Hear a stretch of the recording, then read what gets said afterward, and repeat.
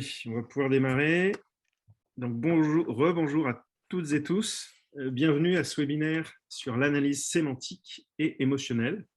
On est trois à animer la session. Sébastien, en charge notamment de récupérer toutes vos questions, et puis Mathieu qui co-présentera avec moi.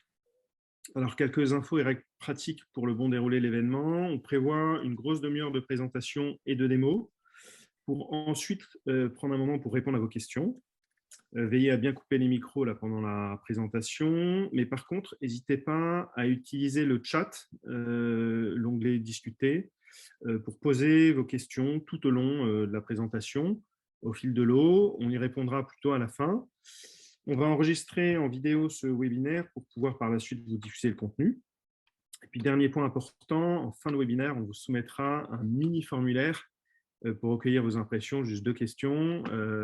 C'est très important pour nous d'avoir votre feedback pour essayer d'améliorer les contenus qu'on vous présente. Donc, merci par avance pour la petite minute que vous prendrez. Alors, probablement que certains d'entre vous ne nous connaissent pas encore. Moi, je suis Grégoire. Avec Mathieu, on a cofondé Kémotion il y a 6 ans. Dans notre startup, on développe une solution d'analyse sémantique automatique et de reconnaissance des émotions. Donc, nos algorithmes s'appuient notamment sur un dictionnaire émotionnel du langage très conséquent qui indexe plusieurs millions de mots d'expression en multilingue. À ce jour, la technologie a traité plus de 5 millions de verbatims et la solution est utilisée dans de multiples domaines d'activité, la banque, l'assurance, le transport, l'hôtellerie, la restauration, le retail, le luxe, la grande conso, etc. Et notamment sur plusieurs cas d'usage autour de, par exemple, de l'analyse des irritants, de la détection du churn ou encore de la génération d'alertes automatiques. Alors, on va, au cours du webinaire, essayer de répondre à 2 grands types de questions. Qu'est-ce qui vous empêche d'exploiter vos retours clients en utilisant l'analyse sémantique? Et que feriez-vous si vous pouviez utiliser les émotions ressenties par vos clients pour faire émerger très rapidement vos irritants prioritaires? Alors, pour ce faire, on abordera dans une première partie l'analyse sémantique, notamment les meilleures sources d'avis clients à analyser, les méthodes et les techniques pour exécuter une bonne analyse sémantique, et puis les principaux atouts de la classification automatique. Alors, sur la base de nos retours d'expérience, on vous a classé les sources d'avis qui nous semblent les plus intéressants à analyser. Sur la première marche du podium, on va trouver les verbatims d'enquête, que ce soit à chaud ou à froid. Ce sont souvent des commentaires avec une richesse linguistique et sémantique très intéressante. Et puis, vous pouvez réaliser des analyses très approfondies grâce à toutes les infos complémentaires dans la donnée liée au verbatim, comme les scores quanti de satisfaction ou de NPS, les informations de profil ou de segmentation. Sur la deuxième marche, vous avez, vraiment très proche des verbatims, vous avez les avis en ligne issus de plateformes publiques ou privées. Là aussi, vous pouvez avoir quelques éléments de score quanti, d'étoiles, de SAT, et puis vous avez souvent des gros volumes de données. Et donc, ça peut permettre de faire des analyses assez approfondies sur un plan sémantique également. Sur la troisième marche, vous avez, si ça existe dans vos activités, tout ce qui est formulaire de contact ou de réclamation, même si le prisme est spécifique, c'est intéressant. Les conversations de chat également. Et puis, vous pouvez aussi, ça peut être aussi intéressant, selon le prisme, d'analyser des emails ou bien sûr les commentaires sur les réseaux sociaux. Alors, avant de continuer, j'ai une petite question à vous soumettre. Vous pouvez utiliser le chat, l'onglet «Discuter» pour y répondre. J'aimerais savoir, un rapide sondage, qui d'entre vous a déjà analysé des avis en ligne issus donc de plateformes? Vous pouvez peut-être mettre un pouce, OK, ou simplement le nom de la plateforme si vous vous souvenez. Voilà, qui d'entre vous a déjà analysé, eu l'occasion d'analyser des avis en ligne issus de plateformes?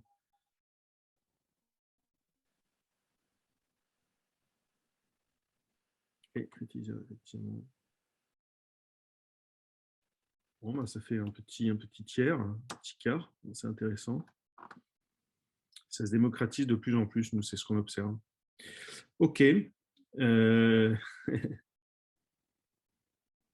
D'accord. Ben, merci pour vos réponses. Mathieu, je te passe la parole pour la suite. Ouais, merci beaucoup. Alors, on va voir ensemble maintenant les bénéfices de l'analyse sémantique automatique comparé à une analyse manuelle, une simple lecture des verbatims, une classification manuelle. Alors, le premier bénéfice, en fait, c'est la possibilité de classer les sujets évoqués par les clients. Ça veut dire savoir si le dernier verbatim que vous venez de lire, il est totalement partagé par les autres clients ou s'il est totalement marginal. Ça vous permet de prendre de la distance, de gagner une vue globale sur ces sujets et de pouvoir être, entre guillemets, plus intelligent grâce à vos clients. Alors, le deuxième bénéfice, c'est un bénéfice de rigueur et d'objectivité. Alors, il y a un célèbre adage italien qui dit traduire, c'est trahir. En fait, faire de l'analyse sémantique, c'est vraiment traduire un texte dans un classement. Et donc, il y a forcément une part d'interprétation un peu subjectif qui intervient si on le fait à la main. Et le problème vient du fait que si une nouvelle personne derrière vous va faire ce travail, si vous confiez le travail à 2 stagiaires ou à différentes personnes, vous allez avoir des classements qui vont être très différents en fonction de l'interprétation de la personne, de sa compréhension et de ce qu'elle souhaite mettre derrière chaque thématique. Et donc, le classement, il sera différent du vôtre et le travail sera rapidement inutilisable. Alors qu'une machine, elle va appliquer des résultats qui seront identiques et vous allez pouvoir comprendre le pourquoi, le comment ça a été classé dans une catégorie et vous allez pouvoir corriger si vous souhaitez changer les règles aussi sur les données antérieures, reprendre l'historique sans problème, sans que ça soit tout le travail à refaire. Troisième bénéfice, c'est évidemment un bénéfice de gain de temps. Un outil automatique va classer des centaines de milliers de verbatims en quelques heures. On va pouvoir classer des milliers de verbatims en quelques minutes. Donc, c'est évidemment pas faisable tout seul. Et une simple lecture ne permet pas de passer des millions de combinaisons pour définir si on doit inclure, exclure une thématique un verbatim dans une thématique. Le quatrième bénéfice, c'est la fiabilité. Alors là-dessus, c'est important, de très gros progrès en fait ont été faits. Si vous avez testé l'analyse sémantique il y a 3 à 4 ans, vous pouvez oublier les résultats que vous avez obtenus parce qu'on a gagné entre 15 et 20 points de fiabilité et on atteint des niveaux qui sont supérieurs à 90% désormais. Ce qui veut dire qu'il y a peu de déchets dans l'analyse aussi, et que les résultats peuvent être sont fiables. Un point là-dessus aussi, il faut juger un système de classification, pas uniquement sur sa fiabilité, mais aussi sur sa capacité de progression. Si vous êtes sur un système qui est en mode boîte noire, vous n'allez pas avoir la possibilité de comprendre ce qui se passe et donc de corriger beaucoup le système.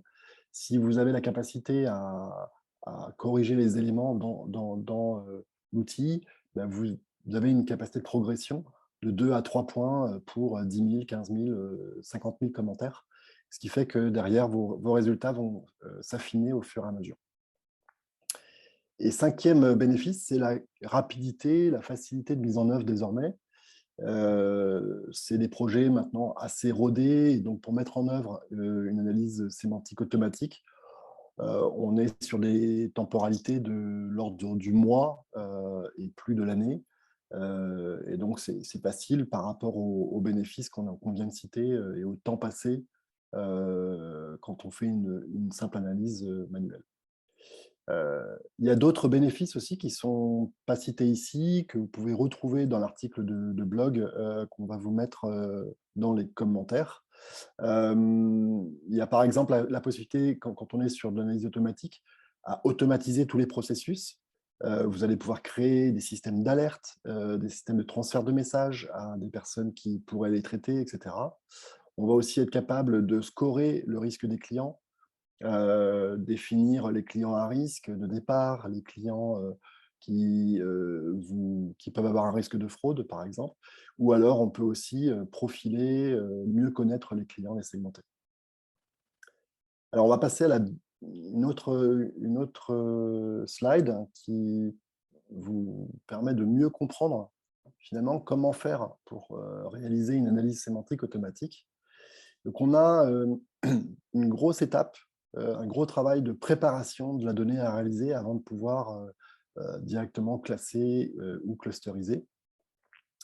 Alors, la première chose, c'est que la plupart des algos vont être dépendants de la langue, puisqu'on va utiliser des règles syntaxiques, des règles grammaticales qui sont bien distinctes pour chaque langue.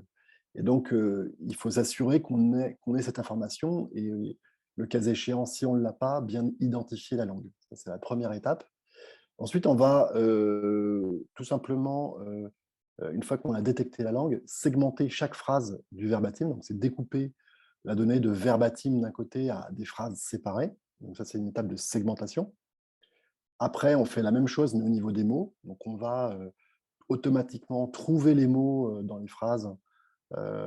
Et donc, l'outil va tokeniser, ce qu'on appelle la tokenisation des différents mots. Puis, on va annoter les mots grammaticalement. Donc, on va trouver quels sont les verbes, les sujets, les adjectifs, les compléments, qu'est-ce qui va vous permettre de mieux comprendre derrière et de créer des liens. Donc, c'est ce qu'on appelle l'interprétation grammaticale. On va pouvoir ensuite regrouper les mots par famille. Donc là, on va tout simplement regarder tous les mots et essayer de rechercher les lemmes, les familles de mots. Alors, par exemple, si on a un client qui vous écrit, je sais pas, on dort parfaitement dans cet hôtel, on mange mal au restaurant, dans deux phrases séparées, ben, on va pouvoir d'un côté écrire, remplacer le mot dormir par le mot dort par dormir. On mange mal au restaurant, mange par manger, etc. L'idée là étant de simplifier l'analyse derrière. On va aussi pouvoir supprimer les mots qui seraient inutiles, qu'on appelle les mots stop, les stop words. On va également rechercher les dépendances, c'est-à-dire les liens entre les différents mots qu'on a pu trouver, où sont les sujets, où sont les adjectifs, quels sont les verbes d'action, etc. Et puis enfin, on va rechercher les relations entre les différents sujets. Donc, imaginons que vous ayez un client qui vous ait écrit le steward m'a servi une bière fraîche, il est parti sans me regarder. On va être capable de faire le lien entre le il et le sujet de la première phrase pour bien attribuer cette émotion négative ou cette impression négative du client, bien le rattacher au steward. Et donc, ce travail de mise en relation se fait également au niveau de la préparation. Donc là, on était dans une première étape de préparation qui est évidemment un petit peu longue, mais qui est nécessaire. Une fois qu'on a fait ça, on a le choix entre partir dans une démarche de classification ou de clusterisation. Alors, la classification, c'est d'abord partir sur un modèle initial qu'on va définir en amont. Donc, en gros, dans quelle classe, dans quelle thématique on souhaite retrouver nos verbatims, nos commentaires.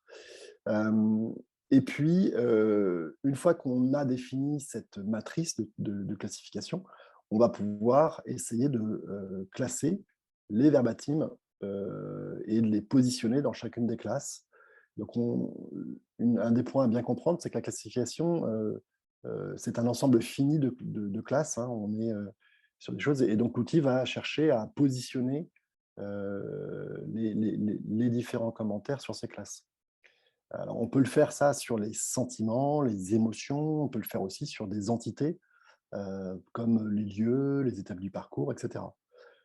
Si votre client évoque je sais pas, une expérience en magasin, par exemple, Est-ce qu'il est à l'accueil du magasin? Est-ce qu'il est à la caisse? Est-ce qu'il est devant la vitrine? Est-ce qu'il est dans les cabines? Tout ça, c'est des entités qu'on va pouvoir rechercher et qui contribuent à mieux qualifier la donnée et pour derrière faire ces analyses.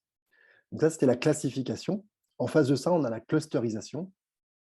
Donc clusteriser la donnée, c'est regrouper les commentaires en fonction de leur sens, de leur proximité heuristique, mais sans prédéfinir des classes ou des catégories.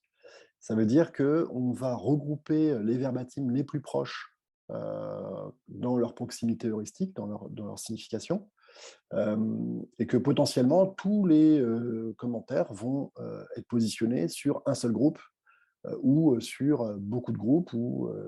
Voilà, ça va vraiment dépendre de ce que les personnes évoquent, sans forcément définir au départ ces classes. Alors, cette clusterisation, elle nécessite de vectoriser les différentes phrases, les différents commentaires des clients. Vectoriser, c'est les positionner en fait dans un espace multidimensionnel. Alors, on pourra en parler si vous avez des questions dessus. L'idée là est peut-être pas forcément d'aller dans le détail, mais on pourra, si ça vous intéresse, on pourra évoquer ça dans la session des questions. Et une fois qu'on a vectorisé l'ensemble des commentaires, bah, tout simplement, on va regarder la distance d'un commentaire à l'autre et constituer des groupes. On regroupe les commentaires proches. Et puis enfin, on doit nommer ces clusters, puisque la clusterisation, en soi, ne nomme pas hein, les groupes. Donc, il faut savoir, quand on a 150 commentaires, comment on va nommer ce groupe, qu'est-ce qu'il traduit derrière ce groupe. Alors, 2 remarques pour terminer cette explication. La première, c'est qu'on a souvent intérêt à faire les deux, à faire d'abord une classification et ensuite une clusterisation. Je peux vous donner un exemple. Si vous cherchez à connaître from scratch quels sont les irritants, par exemple, bah, vous allez avoir besoin de savoir, par exemple, l'émotion, être bien sur des choses négatives. Et puis, une fois qu'on a l'ensemble des commentaires dans la colère, dans la tristesse, dans le dégoût, on va être capable de voir qu'est-ce qui a provoqué ces mauvaises émotions. Et donc, la clusterisation toute seule ne va pas vous permettre de juste faire cette analyse-là, mais en revanche, elle peut vous grouper les sujets qui ont provoqué ces émotions négatives. Donc souvent, on a intérêt à mixer ces deux approches. Et la deuxième remarque, c'est qu'on voit que c'est quand même un travail qui est assez lourd, qui prend un certain nombre de temps pour être mis en place. Et la bonne nouvelle, c'est que vous n'êtes plus obligé aujourd'hui de faire ce travail par vous-même. Vous pouvez bénéficier directement des outils existants. Et pour ne pas vous tromper de combat, l'analyse sémantique est un moyen, pas une fin dans votre action, j'imagine. Très bien. Je te repasse la parole, Grégoire. Merci Mathieu pour donc ces éléments autour de pourquoi et comment exécuter une analyse sémantique automatique. Alors, à mon sens, il manque l'atout principal pour bien comprendre la perception des clients et les axes d'amélioration qu'il faut privilégier.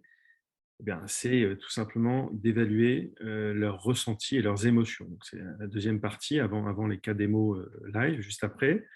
On va se concentrer sur l'intérêt de pouvoir réaliser une véritable analyse des émotions, quels indicateurs émotionnels sont utiles, et puis comment on peut prioriser les irritants. Alors, comparé à une analyse basique de sentiments, à gauche, qui score positif, neutre, négatif, une véritable analyse émotionnelle vous apporte beaucoup plus. Elle vous permet de repérer et surtout de hiérarchiser vos irritants et de beaucoup mieux adapter vos plans d'action. Alors, premier exemple, la granularité que vous avez dans les registres négatifs. Là, vous avez la peur, la tristesse, la colère, le dégoût. Ça vous permet de mieux différencier la gravité des irritants et donc de mieux arbitrer vos chantiers prioritaires. Quelqu'un qui est simplement déçu ou triste ou quelqu'un qui exprime du dégoût, ce n'est pas la même urgence. Deuxième exemple, si on compare deux registres émotionnels, par exemple la peur et la colère, on voit bien que ça ne traduit pas les mêmes attentes clients. Besoin de réassurance ou besoin de réconciliation, par exemple. Donc, vous allez pouvoir derrière mieux adapter les solutions, les plans d'action. Prenez l'exemple d'un achat en ligne sur un site de e-commerce au moment de la validation du panier. Vous pouvez être stressé, avoir peur, hésiter au moment de valider le panier. À ce moment-là, vous avez besoin de plus d'infos, plus d'explications ou par exemple d'une garantie satisfait remboursée pour pouvoir franchir le pas. Si vous éprouvez de la colère au moment de la validation du panier parce qu'il y a un bug technique qui ça fait planter, ben dans ce cas-là, ce n'est pas le même type d'action, ça va plutôt être un recall du support, voire un geste commercial pour essayer de vous rattraper par la suite. Donc, on n'est pas dans les mêmes registres et les plans d'action ne vont pas être les mêmes. Alors, pour bien réaliser cette analyse émotionnelle, il y a 3 principaux indicateurs qu'on va retrouver derrière dans les démos. À gauche, l'index qu'on représente sous forme de température émotionnelle, hein, comme un thermomètre, ça va de moins 20 degrés à plus 40 degrés. C'est très simple, plus c'est chaud, plus c'est chaleureux, c'est-à-dire que ce sont des émotions de type joie ou surprise positive qui vont dominer. Et plus c'est froid, plus ce sont des émotions négatives extrêmes comme la colère ou le dégoût qui vont dominer.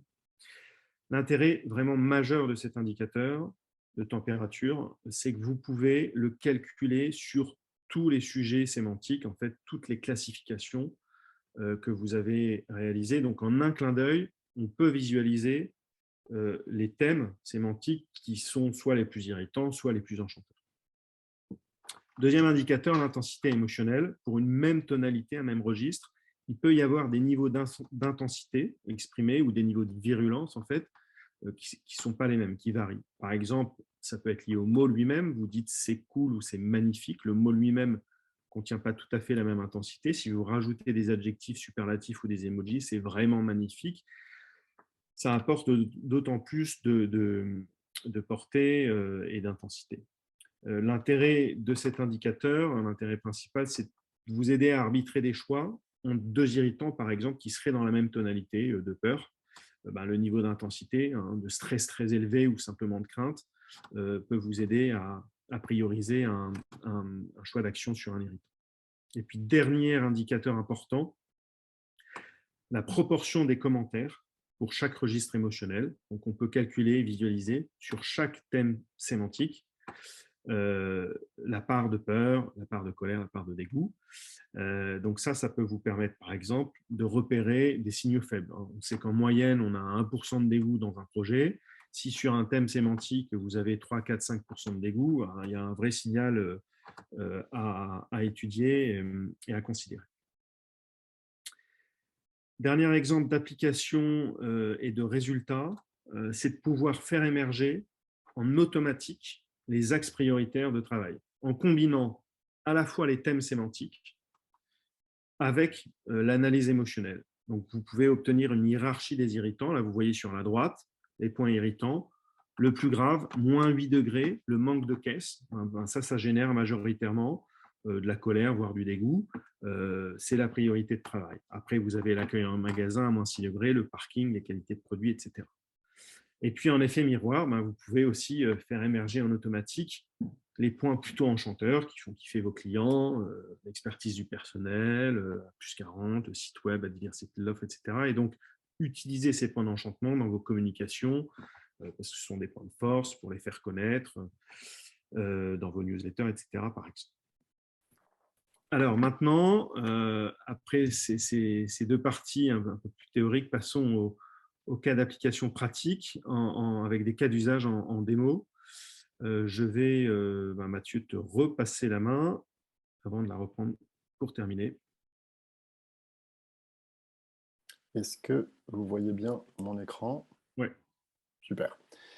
Alors, on va maintenant passer donc à la session un peu de démo d'un outil pour vous montrer tout ce qu'on peut tirer sur une analyse sémantique et comment on arrive à prioriser ces différentes actions grâce à l'analyse sémantique.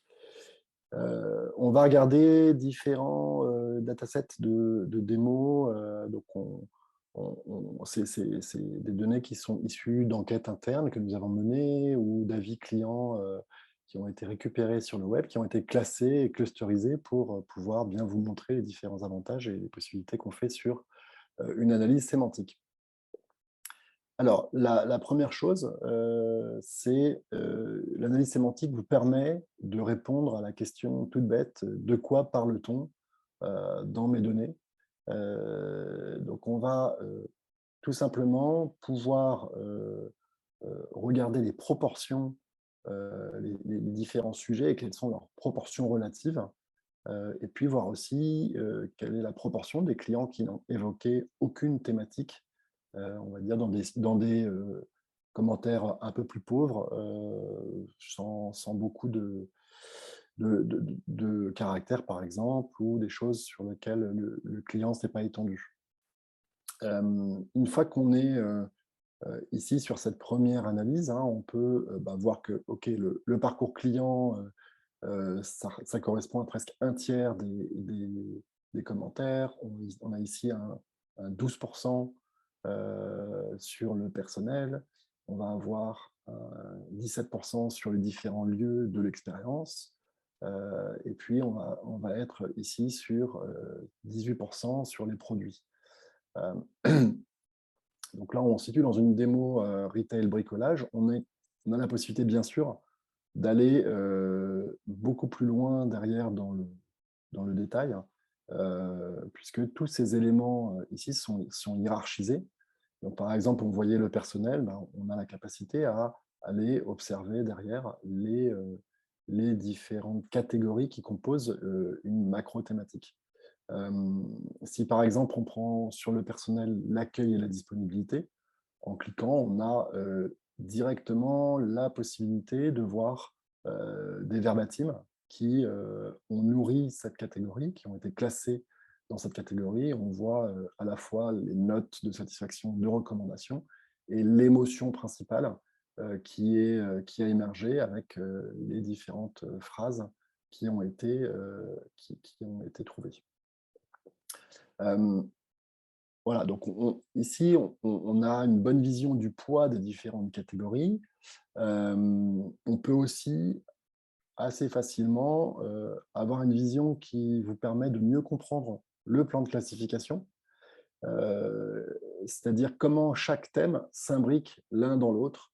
Ma caisse se situe dans mon magasin qui est lui-même, qui fait partie de l'ensemble des lieux, mais le client dans les lieux peut aussi expliquer son expérience au domicile, dans sa cuisine ou dans sa salle de bain. On voit bien qu'on est sur une imbrication et que d'un seul coup d'œil ici, on voit comment des sujets peuvent être plus importants les uns par rapport aux autres et comment au sein d'un sujet, des soucis ou des points peuvent émerger.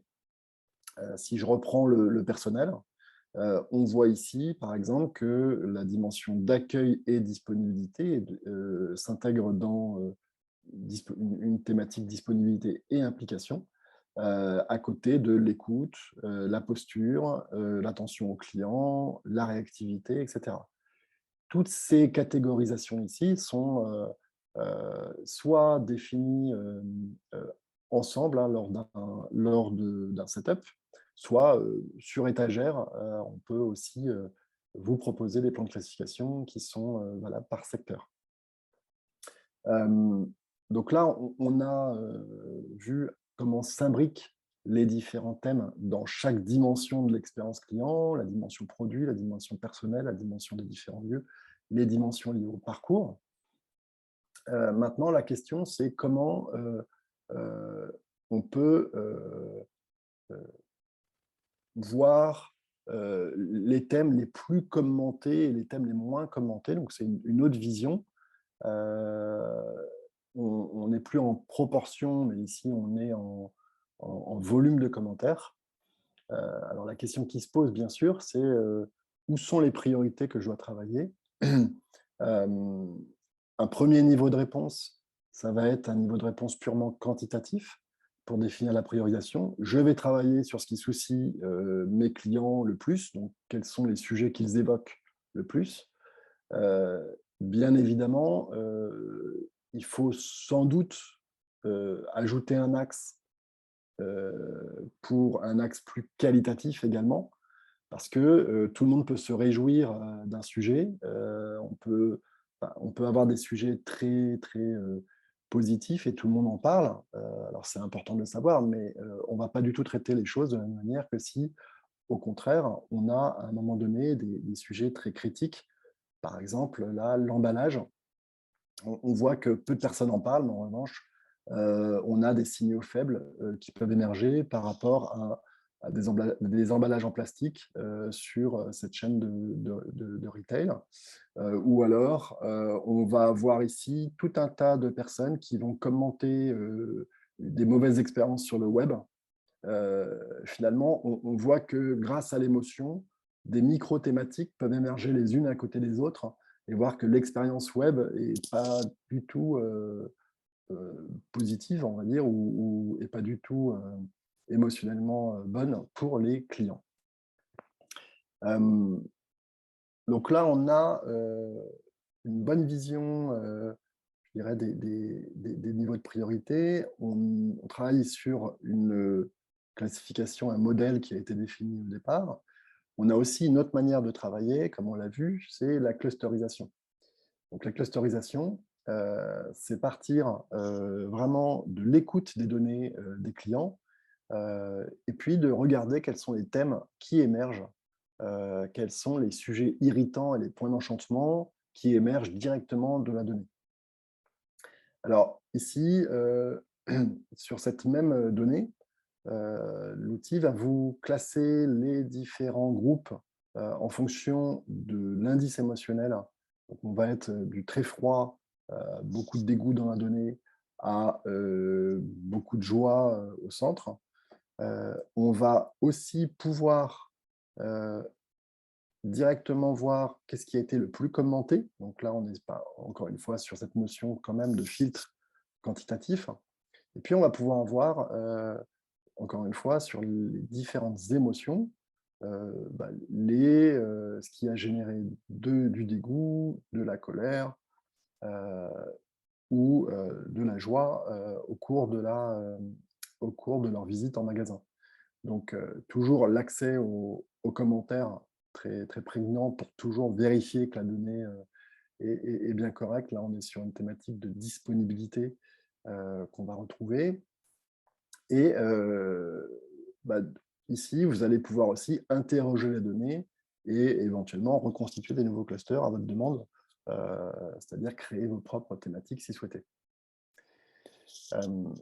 Voilà, donc là, on a pu voir la notion de classification, la notion de clusterisation. Un autre point aussi, un intérêt de l'analyse sémantique, c'est aussi de vous aider à mieux comprendre pourquoi vos indicateurs ont évolué dans un sens ou dans un autre. Alors, on va se situer par exemple là sur un site de e-commerce et ce site observe vous voyez, une très forte diminution d'un trimestre, d'une année sur l'autre, de 2020 par rapport à 2019. Donc ici, on a 2019, on est à 19 degrés et on est passé à 10 degrés. Bon. Et donc, tout simplement, on va vous indiquer, OK, on diminue, il y a un problème, mais la question qui va se poser, c'est quels sont les facteurs les plus importants et qu'est-ce qui explique cette baisse au sein de la période. Donc, avec un outil automatique, on va vraiment pouvoir aller répondre à cette question pour mieux expliquer qu'est-ce qui explique cette variation. Et on va pouvoir aller, encore une fois,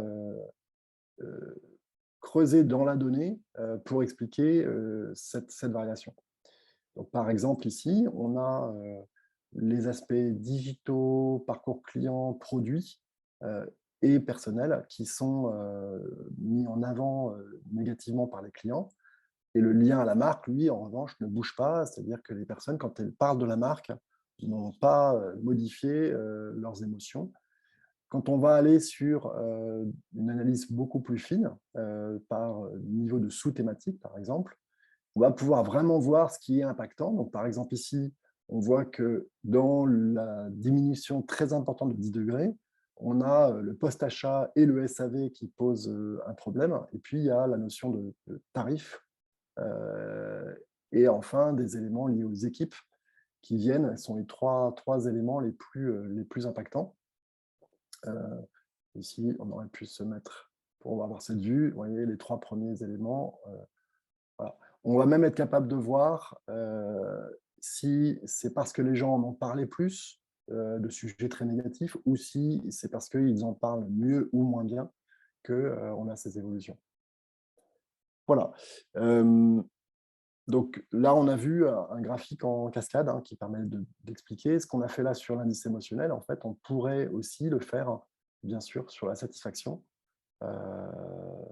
Et donc, reprendre, on va dire, regarder par rapport aux personnes qui ont noté quels sont les sujets qui vous font mal et qui expliquent la baisse de la notation. Très bien, Grégoire, je vais te repasser la Ouais. parole. Alors, je vais terminer sur 3 autres cas d'usage. L'écran est visible, c'est bon? Oui, c'est bon. Alors, un cas d'usage de parcours client, en fait, dans le domaine de l'assurance, sur un sujet de gestion de sinistre. Donc, on découvre en haut, en horizontal, les macro-étapes, les grandes étapes de la gestion d'un sinistre. Donc, je le déclare, il y a l'intervention de l'expert, il y a éventuellement l'assistance juridique, les réparateurs et les partenaires. Il y a l'étape, bien sûr, d'indemnisation et de prise en charge. Éventuellement, si c'est un sinistre auto, le recours à un véhicule de remplacement. Et puis, il termine sur les étapes un petit peu plus administratives de process, de justificatif et de suivi. À ce niveau-là, on peut déjà en fait repérer quelles sont ces macro-étapes les plus pénalisantes ou les moins pénalisantes. Et on voit que le véhicule de remplacement est plutôt bien ressenti à 10 degrés, en tout cas moins mal que les autres étapes. En revanche, cette étape d'expertise est assez fraîchement ressentie et donc ça peut être intéressant d'aller creuser pour mieux comprendre sur l'expertise qu'est-ce qui a pénalisé. Et donc, on peut paramétrer aussi des sous-étapes plus spécifiques comme l'accessibilité, la joignabilité de l'expert à moins 4 degrés, les résultats de l'expertise encore plus froid à moins 5 et les explications de l'expert qui est la sous-étape la plus mal ressentie. Voilà, en un clin d'œil, on peut comprendre en fait à quoi est dû à la fois les résultats et les explications qui pénalisent fortement cette étape de l'expertise. On peut aller regarder aussi sur une étape qui est plus commentée, qui représente plus de mentions, l'indemnisation et la prise en charge, et qui est relativement moyenne en termes de ressenti également. Qu'est-ce qui pénalise la relation à l'expérience client? Et bien là, on voit tout de suite en un clin d'œil que c'est à la fois, bien sûr, quand on applique la franchise, mais surtout, ce qui est le plus commenté, le fait de ne pas prendre en charge ou d'indemniser. Et donc, pareil, on peut accéder à la donnée et puis aller regarder qu'est-ce qui pénalise et comprendre en regardant les commentaires, par exemple, voilà, fuyez cet assureur absolument, refus d'indemnisation d'un dégât des eaux, ou alors fuyez 2 ans après un accident, toujours pas d'indemnisation. En quelques clics, on peut comprendre donc quelles sont les étapes et sous-étapes les plus pénalisantes et pourquoi. Alors, un autre type de démarche, ça peut être, vous avez un réseau d'agences et on vous demande, un réseau physique, de points de vente, d'agences, de boutiques, de magasins, on vous demande quels sont les lieux les plus pénalisants ou au contraire les plus enchanteurs et pourquoi.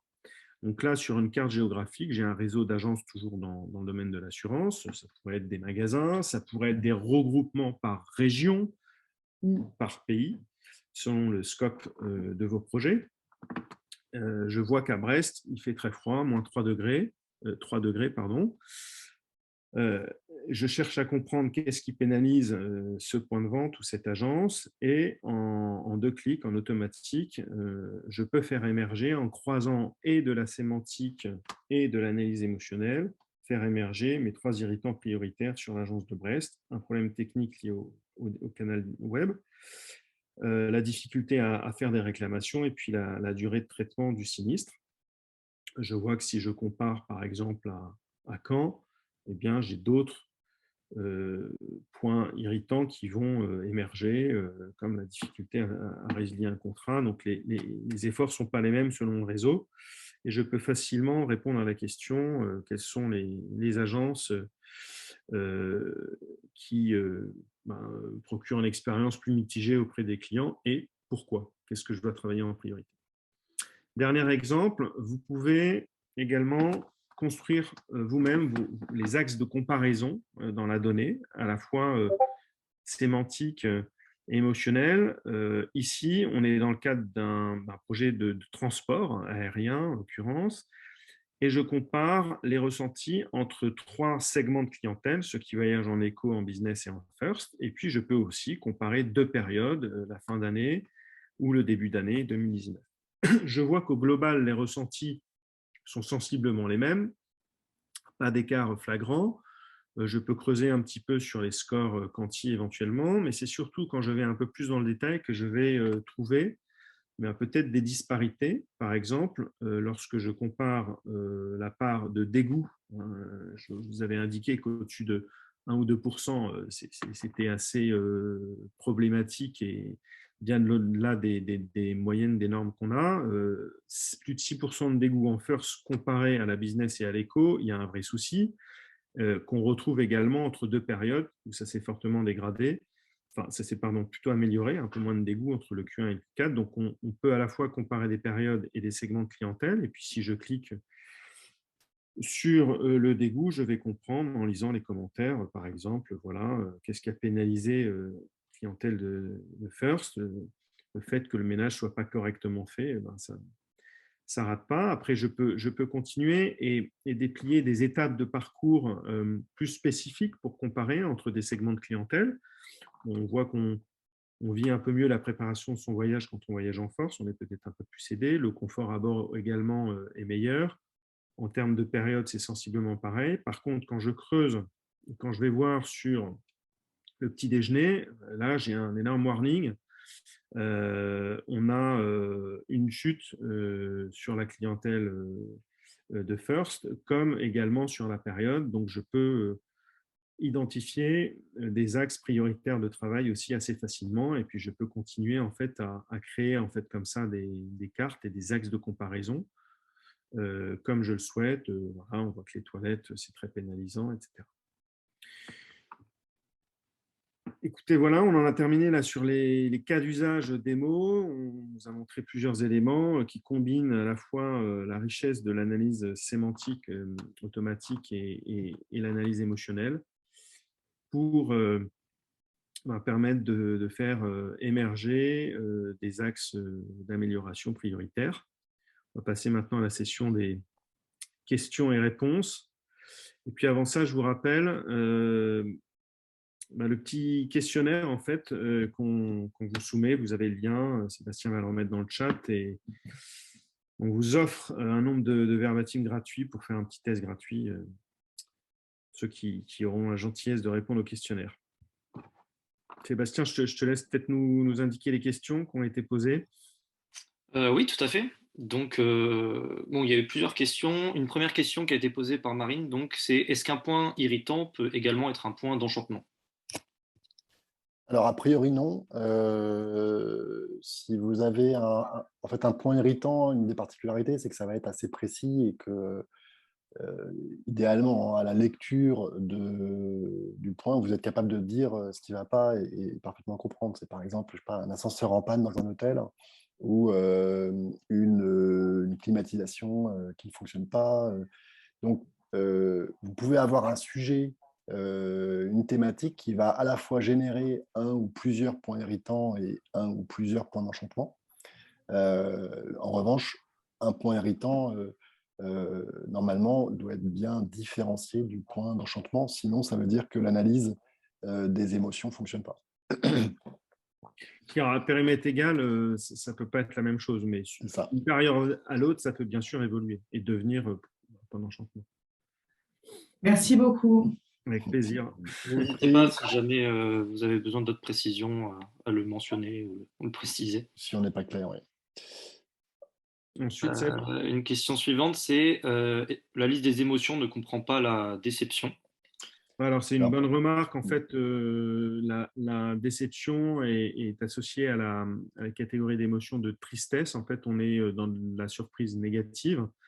Et en termes de ressenti, c'est très proche de la tristesse. Donc, tout ce qui relève de la déception est classé, en fait, dans la catégorie de tristesse. Elle est bien, bien analysée et bien intégrée dans les analyses.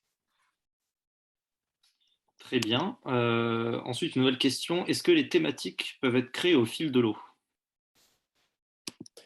alors, donc, les thématiques, elles peuvent être créées au fil de l'eau avec l'outil qu'on a vu là sur le mur d'abeilles.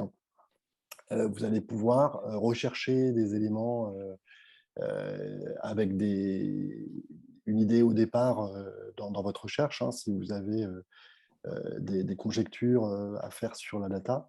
On peut bien sûr aller regarder les éléments. Et après, l'idée, c'est de partir quand même sur une matrice, un modèle de thématique assez stabilisé pour pouvoir bénéficier de comparaisons, pour pouvoir analyser les choses. Si on bouge la grille de lecture constamment, malheureusement, c'est compliqué derrière d'en tirer des évolutions ou de pouvoir en tirer des conclusions.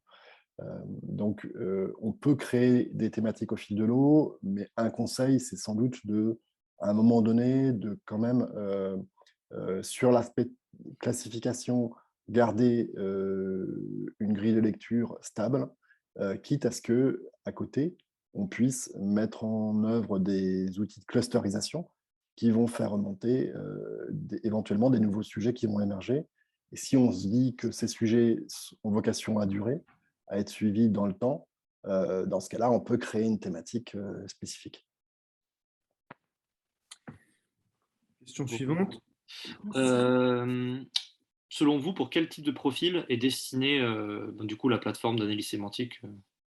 Alors, les utilisateurs, diversité d'utilisateurs depuis quelques années qu'on observe, ce sont des professionnels dans le domaine de l'expérience client et de la voix du client, dans le domaine des études, de la data, des insights, dans les domaines aussi du digital et du marketing au sens large, bien sûr.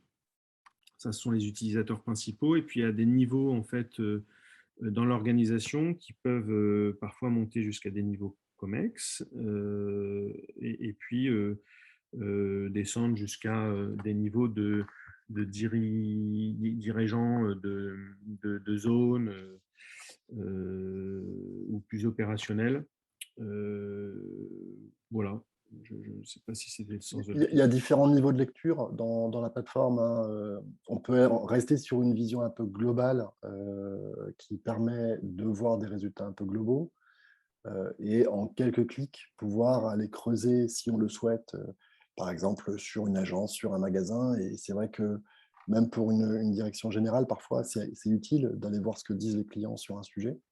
Mais généralement, on est quand même plutôt sur des experts ou des professionnels de l'expérience client, des études et du marketing, comme l'a évoqué Grégoire. Ou de la relation client, Ou de la relation client. du service support, etc. Très bien. Ensuite, c'était une question qui avait été posée au moment du mapping, il me semble. Mais c'était est-ce que les thématiques qu'on a vues, ce sont des classes prédéfinies ou des clusters générés sans connaissance, a priori? Alors, c'est des classes prédéfinies de la grille de thématiques, là, ce qu'on a vu. Après, rien n'empêche de pouvoir recréer sur un cluster un filtre, par exemple, par lieu, pour le repositionner sur le mapping. Voilà. Donc, on a sans problème, on va dire, cet élément-là. Très bien. Une autre question, oui, assez pertinente, c'était sur, là on a vu dans les démos forcément que sur certains moments, les bases d'analyse avaient des volumes assez faibles, donc moins de 50 mentions. Et est-ce que vous aurez des préconisations pour la lecture des indicateurs? Ouais, en Oui, Grégoire. l'occurrence, ouais, là c'est de la démo, alors ça pourrait être 1 pour 1 millier de mentions, hein. Il faut, c'est bien d'avoir sur une thématique, quand on fait un zoom sur une période ou sur une sous-thématique spécifique, d'avoir un minimum de 40 à 50 données, avis, verbatim, pour que ça ait un minimum de fiabilité. Voilà, le plus au dernier niveau, à la dernière granularité, on va se rapprocher voilà, des 80 à 100, le mieux c'est. Alors, ce n'est pas une question de fiabilité, c'est une question de représentativité statistique, de pouvoir tirer de ces 50 mentions une loi ou une conclusion pour les différentes équipes. Hein, mais, voilà. Oui, ça reste fiable même sur 10 commentaires, mais en termes effectivement d'exploitation derrière, c'est ça. quelques dizaines, un minima 40 à 50, c'est idéalement 70-80, ce sont les normes de règles statistiques usuelles recommandées. Ça marche. Et quel est le timing de mise en œuvre hors test? Alors, on l'a évoqué, c'est entre un peu moins d'un mois et un peu plus d'un mois. Donc, tout va dépendre des différentes interactions qu'on peut avoir et du mode de collaboration. Avec certains clients, on va travailler en positionnant nos bibliothèques de thématiques, ce qui permet d'aller très vite. Vous avez, entre guillemets, juste à envoyer la data pour pouvoir lire vos résultats sur la plateforme. Avec d'autres clients, on va être sur des grilles de classification un peu plus spécifiques. Si vous avez des parcours où vous souhaitez retrouver des milestones ou des étapes clés, et dans ce cas-là, on est plutôt sur oui, à peu près un mois, on va dire, pour mettre en œuvre les analyses. Une fois que c'est fait, bien sûr, c'est réutilisable. Vous envoyez des nouvelles datas et en fait, toutes ces setups sont évidemment réutilisables. Donc, on est sur du temps réel presque après. Hein. Ça marche. Est-ce que l'outil pourrait s'utiliser pour évaluer un prototype ou une innovation testée online, par exemple? Oui, bien sûr. Alors, on a la dimension digitale. Il y a plusieurs écrans qui sont dédiés à ça. On a la dimension produit également. On va aussi pouvoir regarder, là on ne l'a pas vraiment vu dans la démo, mais on peut vraiment filtrer par profil. Donc on peut essayer de regarder si les personnes âgées vont sur cet outil digital avoir les mêmes réactions que les jeunes, etc., etc. Vraiment faire des analyses croisées comme ça et poser à plat ces données par rapport à l'émotion, par rapport aux thématiques évoquées. Clairement, c'est possible. C'est hyper complémentaire des outils, on va dire, d'analyse des clics, hein, puisque là, on va être sur des choses qui ont été comprises par le client, qui va exprimer, et donc il va expliciter sa démarche, ses problèmes, ce qu'il aurait souhaité. Le clic permet de voir son comportement réel hein, quand on va analyser avec ces outils-là. En revanche, on n'a pas du tout le contexte ni l'intention du client forcément. Et donc, ces deux éléments sont assez complémentaires. Ces deux types d'analyse sont complémentaires. Très bien. Et du coup, on avait à peu près une autre question dans ce thème-là. C'était pour des études ad hoc, notamment une analyse des questions ouvertes. Est-ce que c'est également faisable avec l'outil? Au contraire, hein, c'est une des principales sources de données qu'on analyse sur les projets. C'est tout à fait intéressant, tout à fait pertinent. Les questions ouvertes des études ad hoc, voilà.